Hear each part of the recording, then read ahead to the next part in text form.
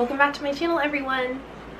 If you're visiting for the first time, my name is Sharidan and I'm a first grade teacher in South Carolina, and I am here with the second video in the Teacher Joy series with my friend Marielle from Pencils and Magic Wands. And this week we are going to be sharing with you guys our second topic in our Teacher Joy series. So if you are interested, please watch.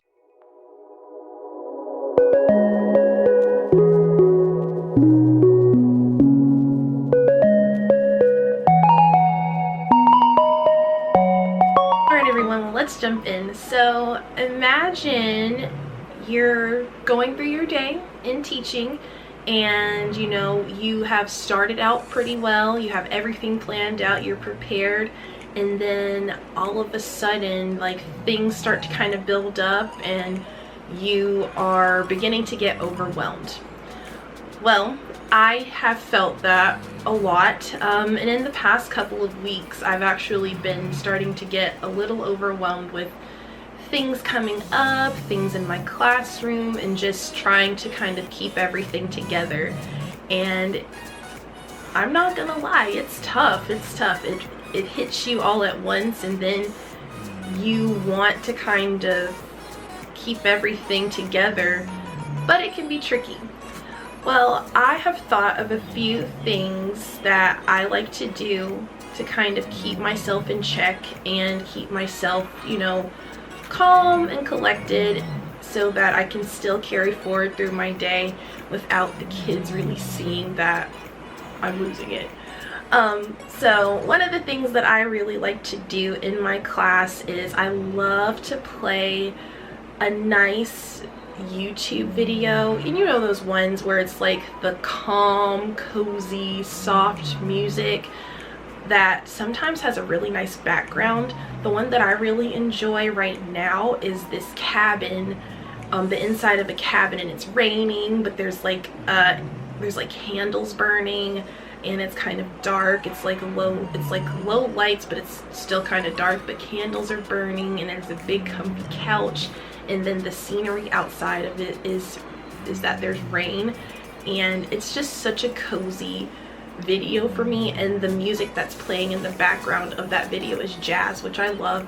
It's not like that super fast jazz, it's a little bit slow, but it's nice because it's like, sometimes I talk about the kids sometimes getting overstimulated, but I get overstimulated sometimes when I feel overwhelmed, and hearing that music really does kind of calm me down. And I've noticed, because I've actually been playing this video for my class for about a week now, and I've noticed that it's actually calmed them down a bit too. Whenever they're working together, they'll kind of quiet down a little more because they're beginning to kind of monitor themselves whenever their noise level is a little high, which that's part of the reason why I get a little overwhelmed by a lot of noise. So that video has been helping, and if you're interested, I can link it down in the description box for y'all to check out if that's something that y'all are interested in doing. And again, if you're not a teacher but you like to play music to kind of calm yourself down, this would be a great one to check into. I actually, before this particular video, I was listening to some piano music, but in the background it was a waterfall, which I love. But in the season and in the spirit of fall, this cozy cabin just kind of sets the tone for me, which I love. But I also really like to listen to lo-fi music.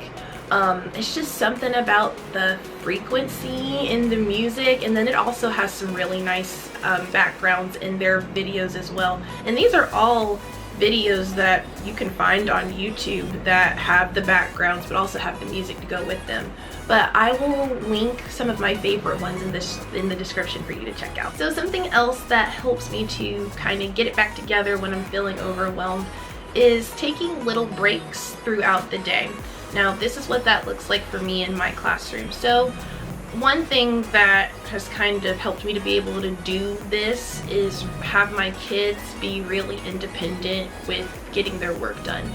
And that was a routine that we practiced in the beginning of the school year, with what it looks like for them to be doing their work while I'm either working with another group or working with a student one-on-one.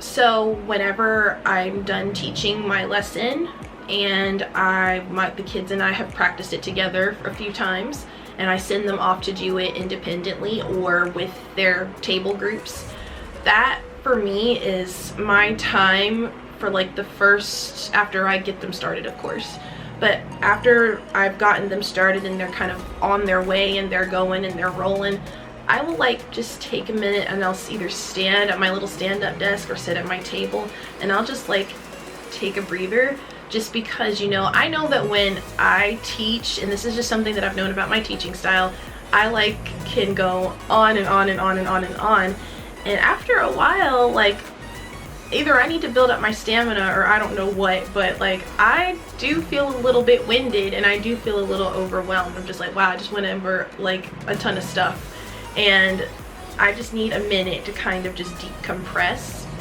And I don't take long. I just take maybe like at least no more than 5 minutes, because I do want to make sure my kids know that, like, you know, this is Miss Parnell's time to like have a minute, and I want them to still be able to do their work, but I also don't want them like afraid to like ask for help if they need it. So that, finding that balance, and which I've done, but finding that balance, if that's something that you don't normally do, is something that you will have to work towards if you choose to do that. But just being able to take those little breaks kind of throughout the day, and I don't do it that frequently. It's more like after I teach this lesson and we do this activity and they are going to do something by themselves, that's when I would like sit at my table and I'll just be like, okay, let me just sit for a second, maybe write something down, respond to an email, and then I'm back checking, making sure that they understand what it is that they're doing. So that's pretty much how that goes. like, and honestly, it's helpful to find little minutes throughout your day to take a breather. Like that's on mental health. Like you can do that. Like you deserve to do that. I don't think an administrator coming in would be upset or wagging their finger at you because you decided to sit for like a second to take a little break. At least mine aren't. But you have to do what's best for you, and that is one thing that kind of helps me, is just to take a breather for a second and then get back at it when I'm done.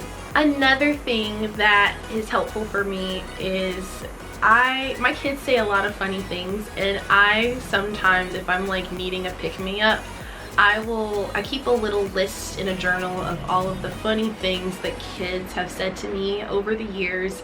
And whenever I need a pick-me-up, sometimes I'll pull that list out and I will go through it and read it, and it'll just make me laugh a little bit, because I'm able to remember the context of the conversation that we were having when that was said, and just like where we were in that moment. And it's really nice, because like now I think about a lot of those kids who are like in 5th grade, 6th grade.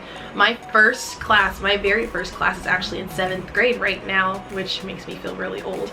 But I had them when they were in 1st grade, and it just makes me think about, wow, like they probably are like so mature now, and it's nice to think about like, wow, I was like one of their first teachers ever, and now like they have progressed forward in school. I'm glad I was able to make an impact on them in that moment, and that's what I hope to do for all of my students. But it's hard to think like that when you're overwhelmed, so being able to really just think about like my students in the past and pull out my little list of funny things that they said, it's really nice. It kind of just boosts me back up a little bit too. One last thing that really helps me is just, oh man, this is something that I still struggle with, but asking for help.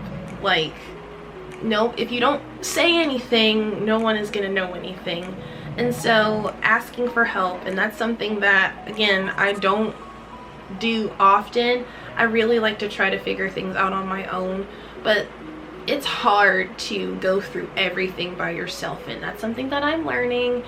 And I'm thankful for the team, the team of other 1st grade teachers that I have currently, that I get to just, you know, ask for advice and just kind of just talk to, and we all build each other up too. which is really nice. So having a team that really supports you is so nice, and I'm really thankful for mine.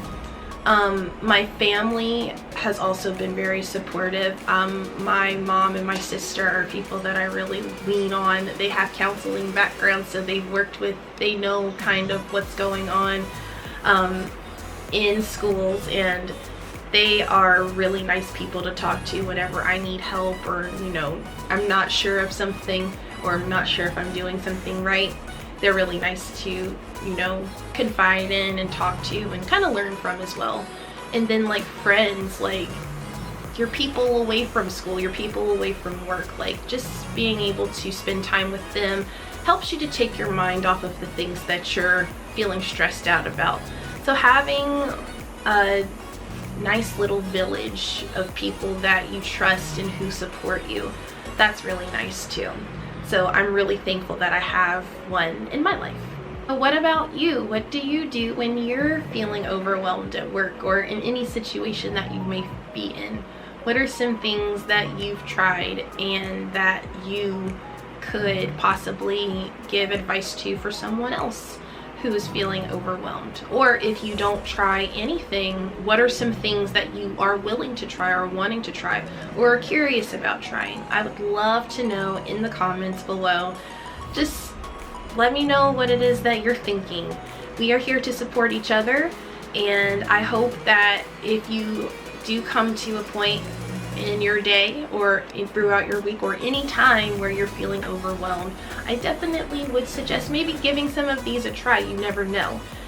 Something like that after taking a moment for yourself can really turn your day around. So I recommend you trying it. And also don't forget to watch Marielle's video where she shares the things that bring her joy in her day. I'm really excited to watch hers, and I know she's going to be sharing some really valuable information for you as well. Well, we have come to the end of this video. Please comment, like, subscribe to this channel, and I really hope that you are enjoying the series so far, and I look forward to sharing our next video with you next week. Have a wonderful week. Bye!